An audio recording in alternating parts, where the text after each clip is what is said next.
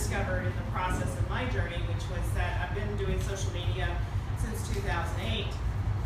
And in 2014, I had a near-death experience, thanks to a teenage texting driver in road rage.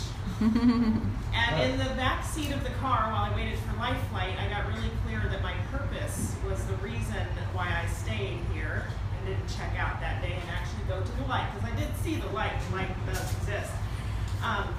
Just in case you don't want to have to go check it out yourself, it's there. And what happened, though, was after I was in the hospital, actually from the hospital, because it happened on April Fool's Day.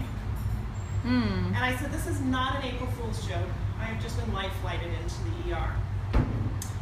And it began for me this sort of unfolding in the world of social media that has now transformed into what I do in social media.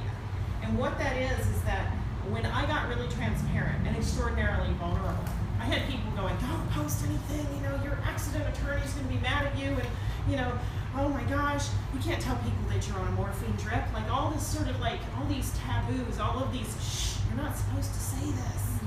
And instead, what I found was that by being transparent in my lessons, so this is the first tip for you, is that when you use social media to be transparent in the lesson, you don't need to take the drama. I didn't take the drama of, you know, I can't walk, you know, and went through 2 long surgery. I didn't put all that. What I put was the lesson that I got in the download. Like when you're in a strife of a situation, maybe it's even a customer that's decided to flame you out on social media. Oh my gosh, I can't believe this person, no.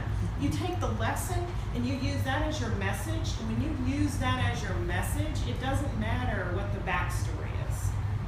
So social media without backstory helps you create a tribe of followers who trust you, they respect you, and they will share your message because you're teaching it from a place of authenticity that most people aren't. And most people are like, you're a copywriter. So using it as an example, you know, most people are like, well, I have these copywriting services, right? But instead, if you actually use that copy and you craft some experience that you've had into this message, and people are like, wow, she can write. And so then people are like, I gotta read more of her stuff. And then in between you go, and by the way, if you need somebody who can write like this, hire me, you know? So those are the types of things. And, you know, like, Laurie, you do it all the time, so you exemplify this already, because, you know, when I connected, I was like, oh, she's got it going on. And so what it is that when I started to do that, I said, oh wow, this is freeing. And at one point I had over 50,000 people through like my networks and connections praying for me on social media as a result of that. And I was in the hospital for over 3 months. And this was a very transformative journey. And what people said to me was, I had strangers message me and say how their friend had been in a car accident and how, you know, they wanted to refer them to me as a connection for support.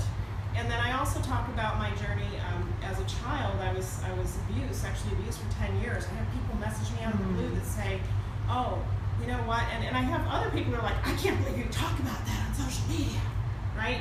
And so we're taught to like be quiet about things that actually, when we actually speak up, the things that are not so easy to talk about. And you don't have to give all the gory details. But when you speak up, when you use social media as a platform to raise your voice in the world, you will support and transform people's lives that you'll never even meet. People out of the blue message you and go, oh my gosh, you don't know that you changed my life that way. And so you all have that ability. That's what social media is. And so as business owners, when we use social media in that way, we transform the business environment. Because what we're doing is we're stepping out and we're defining ourselves away from all the people that are selling whichever widget or product they're trying to peddle, right? Instead, we are lifting people's souls and spirits up in this world that is full of all this. Look at the elections. I mean, come on. Ugh.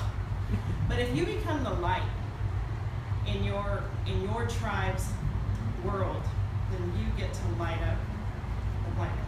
And you get to help shift the vibration on this planet. So that's really what I'm here to do. And I know I'm probably like over my 10-minute mark, but one of the things then that I went into is that I said I have to do more than just teach social media. Because I was like, God did not say saved me from what I went through for me to just teach social media. And a year and a half ago, I discovered a process called scientific hand analysis, which we're going to actually do this here today, a little quick thing. And it was that the map to your life is in the palm of your hand, like literally. At 14 weeks in utero, your fingerprints come in. And in this process that I learned, is what we're able to decode now out of science, because they've studied over 35,000 sets of handprints. We're actually able to decode people's life purpose and people's life lessons and why you're here. There's 4 overarching schools. So today, it's huge science, but today, and this is sort of like, you might say, well, is this kind of like palm reading? Well, today we're going to look at one line in your palm for fun, and you're going to see if it resonates with you. We're going to look at your dominant hand, so whichever hand you write with, because this is your interpersonal hand, and we're going to look at your heart line. Your heart line, and I use this with social media because your heart line affects how you relate and interconnect with other people. So we're going to look at your heart line, and I'm going to go through the 4 types of heart lines. I'm scared. Is anybody else? Don't be scared, it's fun. We're going to look at your heart line. I'm going to tell you a little bit about each heart line. Which one is it? So one of the things I want you to take away from this is remember whenever you post something, you post from your heart line, from how you communicate in the world, right? Because that's just your vantage point.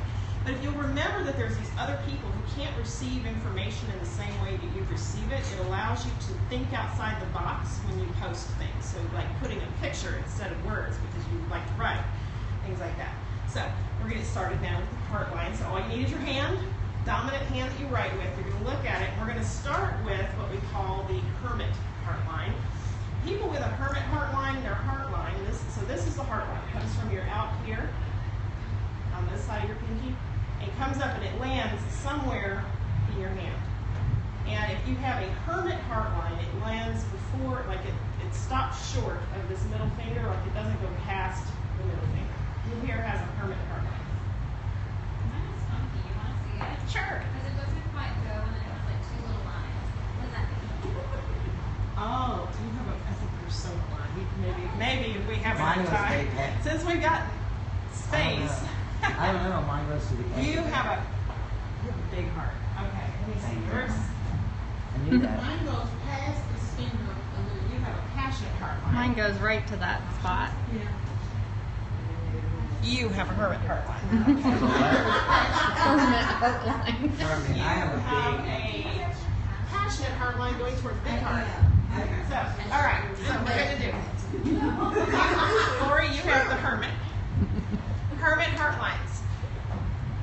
Hermit heart lines have to have freedom or else. There is no way that you can box in someone who has a hermit heart line. So if they have that short heart line, like it doesn't go very far on their finger, on their hand, they have to have their own freedom, their own definition. They like to go out into the world, but then they have to retreat to their own spot. They have to be quiet. They have to be able to kind of, okay, that was enough of that. I'm going to go over here now and have a moment to myself. Please leave me alone. You like social media, but you probably get drained if you actually stay out there too long. Does that resonate? Yeah. People with hermit heart lines, the very important thing about them is they do not like cheesy, spammy, slick stuff. Integrity is massively important to people with hermit heart lines. So they are the people that once you cross them, you will not uncross them because they will not forget what you didn't do that you said you were going to do. So those are the hermit heart lines. Actually, a large percentage, like about 50% of the population is hermit heart lines. So that is why your message must be in authenticity and integrity, because these people will remember. So, passionate. I think there's a couple of passionate heart lines.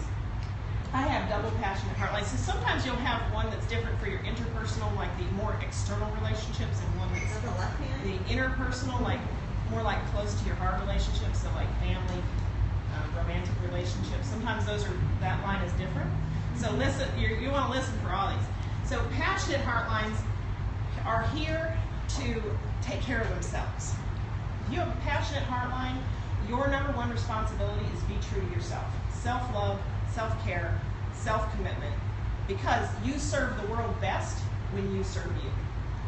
Now that is sometimes a complete opposite of what we are taught in this world, which is thinking, oh my gosh, you're so selfish, right?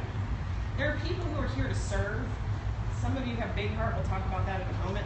But if you have a passionate heart line, people might take you as a little bit abrupt, maybe slightly bitchy. It just depends. Because they're like, well, you just blurted that right out. And then you're like, cut to the chase. Just tell me what it is. Because it's fire energy. It's like a fiery element. How come mine isn't that? 'Cause that sounds like me.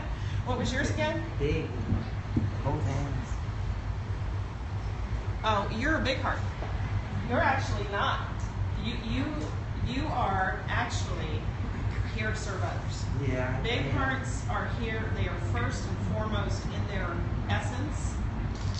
When they are, what can I do for someone else? They'll be the person that'll promote someone else's stuff on social media before they'll promote their own. So they're. That's why I like having her as a friend. They're like really big go-givers. They're great. They really serve, but sometimes they can overserve, right? So they can like promote everybody else, but then they're like, well, that would be great if I made a sale, but nobody knows what they do, so that, you know. I'm a big heart. Is it persona? The persona line. I'll tell you what persona line is. Passionate, yeah, well that was, I'm just giving you the very highlight because I don't have much time. So then, okay, so we did passionate, we don't have anybody who has what is called romantic idealist. Now, let me tell you about the romantic idealist part. What does that look like? They do. What does that one look like? So a romantic idealist heart line will run all the way across the hand and then it sort of drops off somewhere over here. A romantic idealist is the person who will write the 15-page long post about how it's just so wonderful. They like long walks on the beach and meaningful conversation. That is exactly. But the thing is they also can be easily offended by passionate people and hermits, because hermits and passionate people don't have time for all that fluff.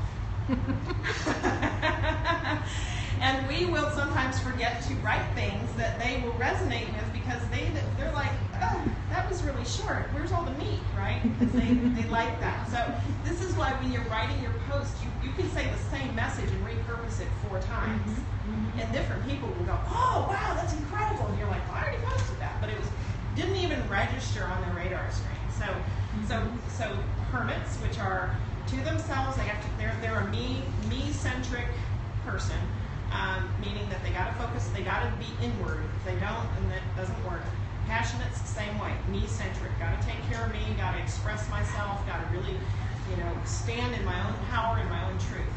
And then the big heart and the romantic idealists are the people who are the ones that are more givers. They're more, let's have a long, sweet, romantic connection with each other. And again, they can kind of feel put off by, here's an offer. So there's those 4 heart types. There is one more, and if you ever see it, it's somebody that has, so this is a head line, it's like the next line below the heart line. Some people have one line, and they're like, don't have a heart, they don't have a head. It's just one solid line across, and those people are intense. You see somebody with a line that goes all the way across, it's considered it's called a simian crease, but you won't remember that. But it's like, if you see somebody that's got a straight line across their hand, all the way, like dead straight line, you know that person has intense focus. They don't really like jokes. They just want to get to the point. So if you meet someone like that, ask to see their hand? Yeah, just start shaking people's hand. It's just really cool. It's like you can actually, like in networking, and be like, oh, yes. I do it. I can start doing that. Well, I'm going to look for people that have that big one, so I know they're going to help me promote my business, right? Yes. Yeah. The big heart, like you, yes. But the hermit will set you straight. The hermit will say, you know what, that was a bunch of BS. I don't really need all that stuff. I just needed this, right? And so sometimes when you're a big heart, you're like, well, you hurt my feelings. I just wanted to tell you X. And you're like, just get to the point. So do you understand? I wanted to use this as a little example how we are all running, and this is a neural map to your brain. The reason that I did 25 readings last month, talked to 25 total strangers, different parts of the world. Every one of them was like, that is dead on. How is it dead on? It's because the science is that it's neural mapped to how your brain functions and how you operate. So this is is a science because of the fact that if you start to apply these little tools inside of what you do on social media or even in networking or even when you stand up and speak at an event like this, know that those different types of listening are sitting in the room or sitting on the other side of the computer screen. So that was my little That's great. tip and tool for you. So just